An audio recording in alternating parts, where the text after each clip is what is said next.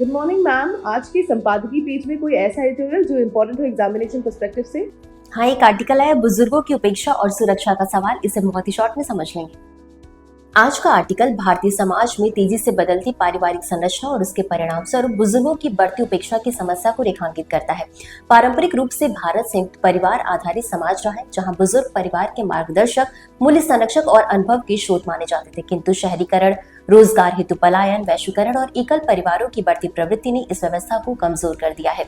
जनगणना 2011 की अगर बात करेंगे तो 2011 के अनुसार भारत में लगभग 10.4 करोड़ वरिष्ठ नागरिक थे, जो कुल आबादी का 8.6% है और अनुमान है कि 2030 तक यह संख्या जो है वो 19 से 20 करोड़ तक पहुंच सकती है। अर्थात भारत धीरे धीरे एजिंग सोसाइटी की ओर बढ़ रहा है, जिससे भविष्य में निर्भरता अनुपात बढ़ेगा और सामाजिक सुरक्षा तंत्र पर दबाव बढ़ेगा।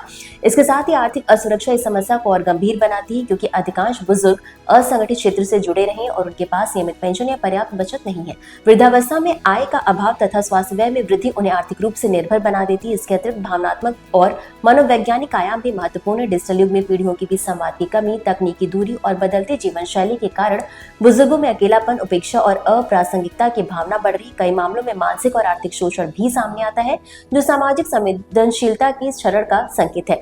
इसी के साथ माता पिता और वरिष्ठ नागरिक भरण पोषण अधिनियम 2007 जैसे कानूनी प्रावधान संतान पर भरण पोषण का दायित्व तय करते हैं और संविधान का अनुच्छेद 41 राज्य को वृद्धावस्था में सहायता प्रदान करने का निर्देश देता है। फिर भी इनका प्रभाव सीमित है, क्योंकि जागरूकता और प्रभावी क्रियान्वयन का अभाव है।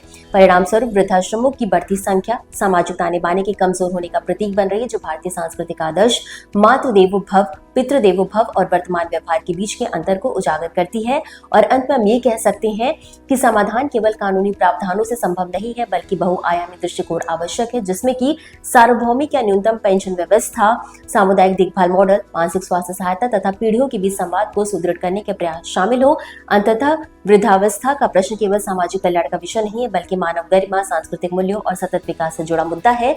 यद्यपि राज्य, समाज और परिवार समन्वित प्रयास नहीं करते, तो बढ़ती वृद्ध आबादी भविष्य में सामाजिक और आर्थिक असंतुलन का कारण बन सकती है। और इसी के साथ ये पूरा topic GS paper 1 Indian society और साथ ही साथ जीएस पेपर 2 सोशल जस्टिस से संबंधित है, और साथ ही साथ ये टॉपिक एसए से भी संबंधित है।